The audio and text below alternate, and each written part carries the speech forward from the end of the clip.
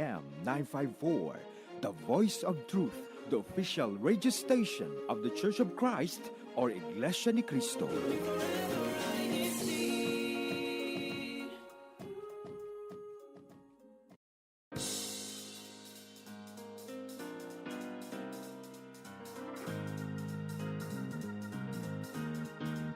Welcome to INCRadio, South Central State Satellite Studio. I am your host, Brother Nathan Russell, joining you today from Fort Worth, Texas. And we got a big show today. Of course, we're talking about Jerusalem, but not me. I've never been to Jerusalem, but my guest has. So, can you go ahead and introduce yourself?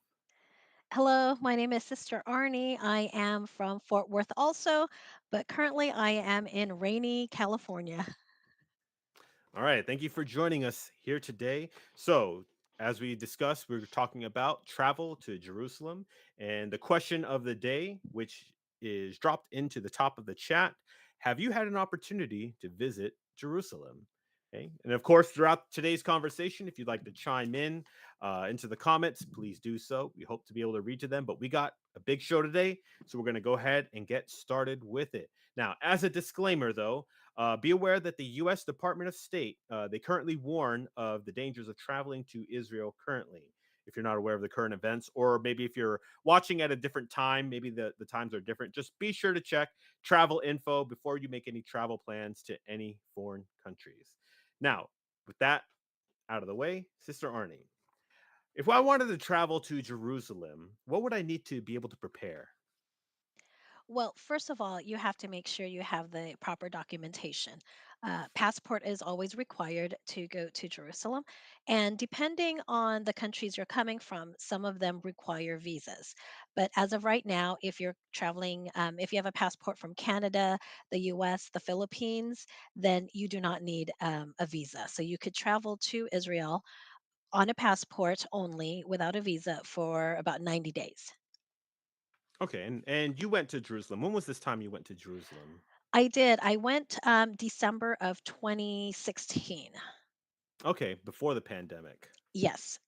Do you know if it's changed much after the pandemic? In case you wanted to travel, are there any requirements extra that's needed? No, they've lifted all the requirements. They used to have requirements for COVID test and all that, but all the requirements have been lifted. If once the travel ban is lifted because of all the things that's going on over there, and that travel advisories have disappeared, then there are no other requirements except for a valid passport. Okay, so We'll briefly talk about the elephant in the room, and there is a current conflict going on in Israel, but we're not here to talk about global politics. But just knowing, if anyone wanted to travel, let's say during peacetime or relative peacetime, are there any safety concerns with traveling overseas to Jerusalem? Pretty much safety concerns.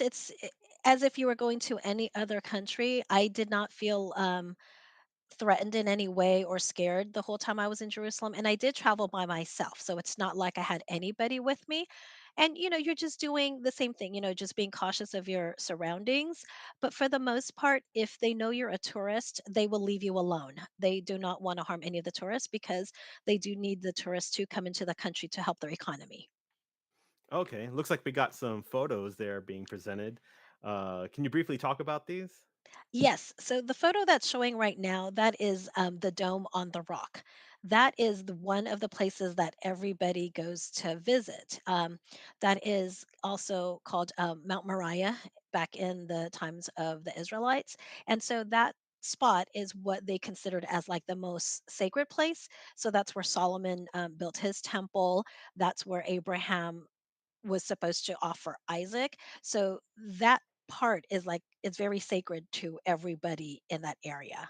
And it's it's so different when you go there because you're walking all over Jerusalem, but once you get to that point, it's just weird because all of a sudden you just like get goosebumps everywhere, and it's just like an overwhelming feeling you get for being there. Let's see. What's in the next picture? What do we have? So that one is still part of that area. And because these places are considered sacred to the different people in Israel. There's rules you have to follow when you go to these places. For example, if you're going there as a couple, you cannot show any public display of affection. You can't even hold hands or anything like that because to them it's sacred. And then they also ask that you at least be in modest attire, meaning your shoulders have to be covered. You can't wear shorts. So with the ladies, sometimes they do require head covering, sometimes they don't. But for sure, like your shoulders can't be seen and your knees. So you would either have to wear a dress or pants. And Okay. for the gentlemen, no shorts. Let's see. What do we have next? Okay, so that one is it's a picture of Golgotha. So that is in the Bible where it describes where Jesus was crucified. It was um, the place of the skull. And so if you look at the actual mountainside, you could actually see a skull. And so that's a description of where Jesus would end up being crucified. Okay. What do we have next? Oh, so this is that's a pillar on the Dead Sea. If you guys can see all that white formation, that is salt. The Dead Sea is like one of it's called the Dead Sea because nothing can live in the Dead Sea because um the salinity of it, it's like 35%, 35%. And so that's about 10 times more than your other bodies of water. So it's 10 times more salty than the oceans and other bodies of water around the world. And because of the salinity, you could actually float on the Dead Sea. And I You think could be that's in one of the sitting other down. pictures. You could be sitting down and floating. And so when you go into the Dead Sea and then you come out, you will have salt crystals on your body because there's just so much salt on there. Yeah. Let's see But this it's next picture. so that is one of the roads where Jesus actually walked from where he was when he started in Gethsemane, all the way to Mount Calvary or Golgotha, where he had to bear the cross, and the distance he had to walk was less than half a mile, and I walked it myself. And I don't know if you can see from the picture, but like all I had was a really small sling purse that could only fit my cell phone and my money. And at the time, I was doing half marathons, but going from where he walked to where he ended, I was like tired and I wasn't even carrying anything except for that small purse. So, the roads, they're not all smooth, they're cobblestone. So it's not an easy trek. And it's not flatland, it's hilly. And so it's a very interesting walk when you go down that path. Let's see. What do we got next? So those are just some of the ruins from the old city. The one thing that's really nice about Jerusalem is um, they have walls around the old city, and so all the ruins are still there. But then outside of the old city, they built up Jerusalem where there are modern buildings and modern facilities. But in the old city, it's just you just marvel at all the different ruins that you see and how they had to build like sometimes another city above the old city because of when it got ruined. Okay. Let's see. What do we got next? So that was just a skyline of Jerusalem, and I think there's a few skylines there. So from the old city, you can climb on the walls, and then from the walls you could look on one side is the old city, the other side is what they call the new city, and that's where you'll see all the newer buildings and newer structures. I didn't see anybody walking around in any of these pictures. Are you allowed in the old city? Yes, yeah. So the old city is broken up into four quadrants, and you're free to walk around. And like I said, as a tourist, they leave you alone. They don't they don't harm you in any way for the most part. And I think some of the other photos might have it actually. Let's see. Let's go to the next photo. Yeah, so that's a skyline. So if you could see on the left side, that one is the dome on the rock where I was talking about earlier. And then past that, if you could see all the white in the background, that's your Mount of Olives. And so it's neat. If you're a history buff and you've read Bible stories, you can. see all the different places that are mentioned in those Bible stories. All right, let's see what we got next. There, see, so that's the city. That's one of the alleys, and this is actually one of the path also where Jesus had walked. So he walked from Mount of Olives, where Gethsemane's at, and then he walked through the streets. And this is actually inside the old city. So he had to walk through there to get to where he was going to get crucified. So yeah, and it's not wide; it's pretty narrow. Okay, let's see what's next. So that is the supposed tomb where he was buried and risen from. And so that is actually near the place where he got crucified. So that's already passing the old city. Okay, let's see what's next. So this is Gethsemane. So this is where he prayed before he was going to get crucified. Okay, let's see. Let's go to the next one. That is a picture of Mount Olives from the old city. So that's what it's a cemetery now, but a part of it still has olive groves. But for the most part, it's a cemetery. Okay, let's go to the next one. By the way, how was the weather there? Oh, when I went in December, it was really nice. It wasn't it's not cold like it gets in Texas where it's snowing or anything like that. I wanted to say the coldest it got would be probably like 40s at nighttime. During the day, it would average between 50, 60 degrees. I didn't have to have like a heavy jacket on when I was walking around. And if you do a lot of walking, then of course that warms you up. So it helps. But it's not like you could go in tank top and shorts. So Right. yeah, but it was really nice weather. I was fortunate it didn't rain at all the time I was there, so I was able to go around and see a lot of different places. All right, so we got to see a bunch of the different sites. Now, let's say we were wanting to plan a trip to Jerusalem. We wanted to take in as much, of the city as possible and make the best use of time, considering the lines and whatnot. So, what would you recommend, like the order that people visit Jerusalem in? Well, first of all, it will depend on how much time you have. Normally, a week in Jerusalem is sufficient because when you go to the old city, it's not as big as you think it would be, with all the descriptions they have in the Bible of how much they had to walk and everything. It looked like it could have been like far, but everything is pretty nearby. And then Jerusalem is not too far also from Tel Aviv. It's probably about an hour and a half away, which so if you really want to see the modern part of Israel, that would be Tel Aviv. In Jerusalem, they still hold their old traditions as opposed to Tel Aviv, which is a little bit more moderate. Um, and then going into the old city, there's different sites you could see. You could see the Dome on the Rock, and that one you're probably going to be there in like an hour or so. And so that picture right there, that is I'm at the Dome of the Rock, and I'm facing the Mount of Olives. That's the place where you get goosebumps when you stand in that spot. But yeah, so to do the Dome on the Rock, you could probably take like an hour or two there. And then they also have the Western Wall. And the Western Wall, that's like the closest that the Jewish can get to the mount. So that's where they pray. That one is a sight to see also. Um, Outside of the city, you also have David's palace, where um, they said the city of David, but that's all his.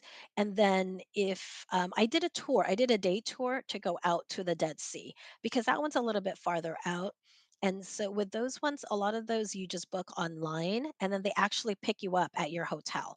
And then they'll take you to one of King Herod's palaces out there in the desert. And then they'll take you to the Dead Sea and you can stay in the Dead Sea for a few hours. And then they take you back into Jerusalem. But I mean, for the most part, there aren't really a lot of lines to get in. The Western Wall is usually crowded because that's where everyone go to pray, and they go there all times of day to go pray. Um, but even their museums, I didn't have any issues with the museums. A lot of the stuff you could book online, um, which is what they recommend. And then that way you already have your tickets and you already have a time to get there. And then by the time you go in, you should not be waiting more than 5, 10 minutes. Okay, speaking of booking though, is there a time of the year that you would highly recommend visiting? I don't know what the other times of the year how the weather is, but when I went in December, I was glad that I went at that time because if you're going to do a lot of walking and you go there where it's really hot, I don't think it's going to make the trip enjoyable. Because you know, they're in the desert, so I can imagine how hot it can get. And then if it's crowded, when I went in December, it wasn't too bad. There wasn't really a lot of people there. And I went the beginning of December. So it was after the holidays for like Thanksgiving and before other holidays like New Year's and stuff like that. So it was at a point where it wasn't too crowded. But I can just imagine if people go in the summertime, how it might be crowded, or if they go during times of other things that they celebrate in Jerusalem, like whatever their holidays, that would probably not be a good time to go. Let's talk about food. If Yes. anyone wanted to travel to Jerusalem, what would you highly recommend that people try? Um, I don't know what they were called because I would just look at the food, I would point to it, and then I'd pick it. They do a lot of grilled stuff. That's the one thing. They do a lot of grilled food. They have a lot of things that they do with olives, of course. They do eggplants a lot. They have like falafels, I guess it's what they're called. But I didn't know what it was. I would just try anything there. And if people are scared to try different foods, they do have fast food restaurants like they do here in the US. So that could be like their safe place to go if they don't want to experience the different foods of Israel. Right. I know that Mediterranean food is probably like one of my favorite foods. And like Lebanese restaurants around here in Texas are some of my favorite places. And I imagine that Israel and Jerusalem are they probably share a lot of the same foods being in the same region. But Mhm. do you have any advice that you would give to anyone wanting to visit Jerusalem? Yes. So, first of all, just be prepared. If you go there over the weekend, they still do observe the Sabbath. And so, if you plan on, if you get hungry, make sure you stock up on Friday because on Saturday, if you're in Jerusalem, pretty much everything is closed. So that's the day. That's the day I decided to go to Tel Aviv because in Tel Aviv they don't observe the Sabbath over there because they're more modern. So, but if you will stay in Jerusalem, just be prepared to do that. And then also make sure when you bring clothing, you do have modest clothing because there's some places that won't let you in if some of your body parts are exposed, like your shoulders and your knees. Um, if you do go to the Dead Sea, which I highly recommend, everyone says that just soaking yourself in the Dead Sea is really beneficial for your health because there's so much minerals in there. And when you come out of the Dead Sea, your skin is going to feel really soft.